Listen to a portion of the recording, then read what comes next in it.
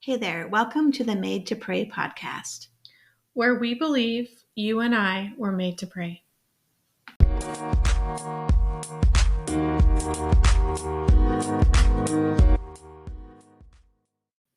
Hey there, welcome to the Made to Pray podcast. I'm your co-host Karrilee, and I'm here with Lori. Hello. And this is episode 2.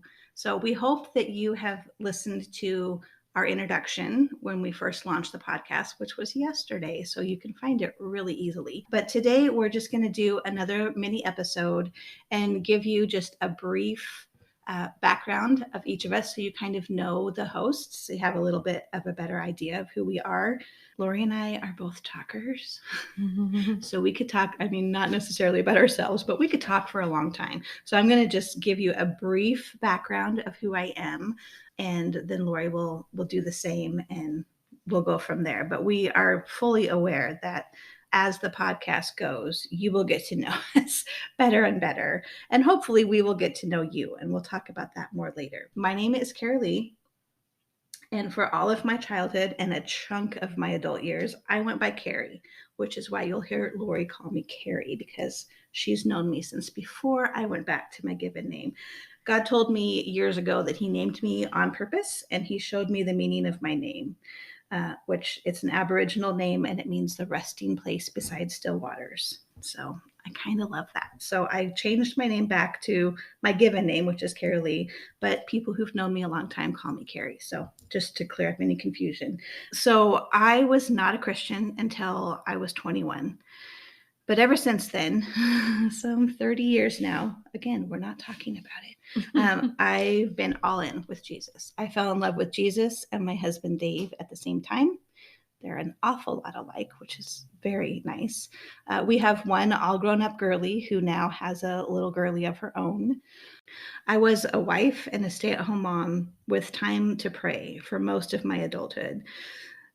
I also have been, or still am, a writer, a podcaster, an artist, a photographer, a pastor, intercessor, mother, sister, daughter, friend, and Mimi. But the most important title that I have is that I'm his. Currently, I help take care of our granddaughter, and I work in real estate as an administrative assistant. So the time set aside for prayer isn't quite as abundant as in seasons past.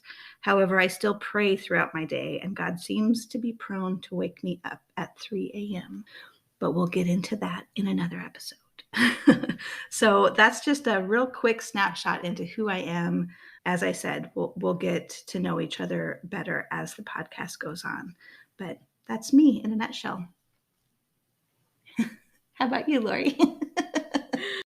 So I'm Lori, and a little bit about me is I am married to my wonderful husband. I have a beautiful daughter, and we have a son-in-law, or a son-in-love, as I like to call him. Our daughter's been married 3 years now. And a little bit about me in my faith journey. I was saved at a young age, probably 6 or 7, and was introduced to the Lord by my grandma and my aunt. And then my grandparents did pastor a church when I was young.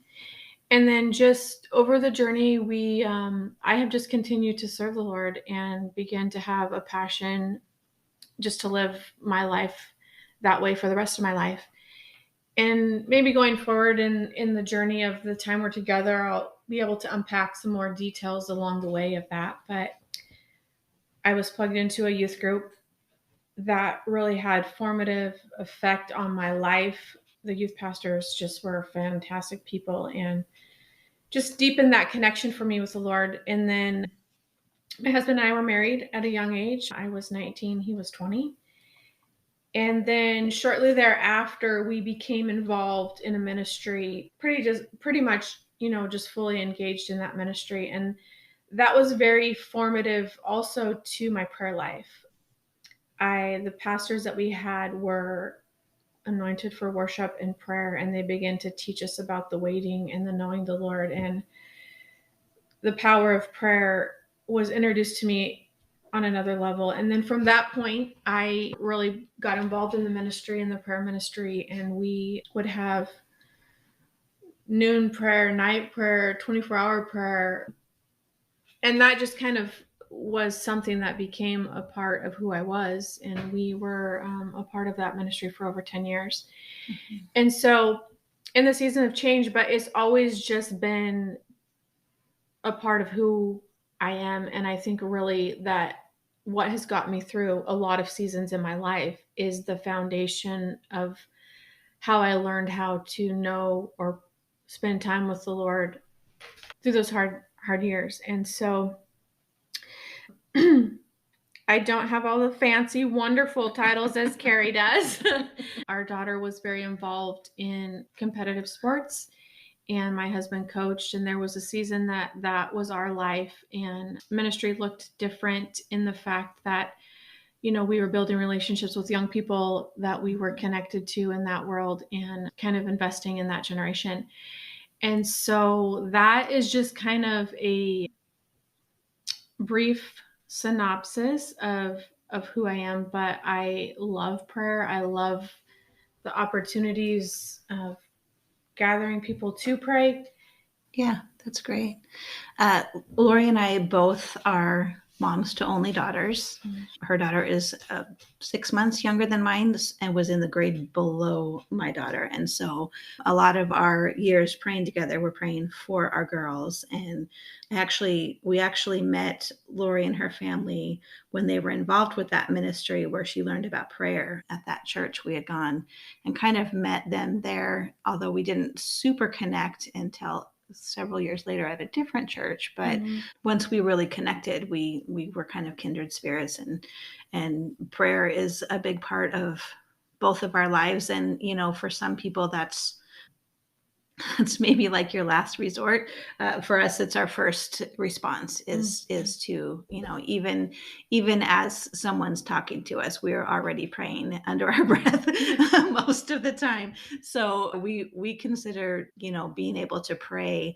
I know Lori was involved, like she said, in the prayer ministry at that church. And when my husband and I helped pastor a church, I got to pray consistently almost every Sunday after worship to kind of transition, and being able to pray corporately is just super super fun. And just to really, I mean, we just loved being able to do that and to encourage people to linger a little bit and to actually acknowledge his presence and hear him, because he's always speaking to us. But, you know, some of our other favorite times of prayer has just been when we encounter God, whether we're with a small group praying or we're, you know, just one-on-one, or just, you know, as I mentioned earlier, by ourselves on the couch at 3 a.m. So we'll tap into all of those things, and we'll really touch on different seasons in our life where we have prayed and where we have seen answers, where we've heard the Lord, seasons where we've asked and listened and it hasn't turned out the way we wanted, because this is real life. But whether the answer is yes or no or wait, we know he's always near and he always wants to hear us pray. So that's just a little bit about us, so you kind of have an idea of who we are. I will say, if you haven't picked up on it already, we're both kind of crazy faith prayers. We believe in the word. We believe in the red parts of the Bible.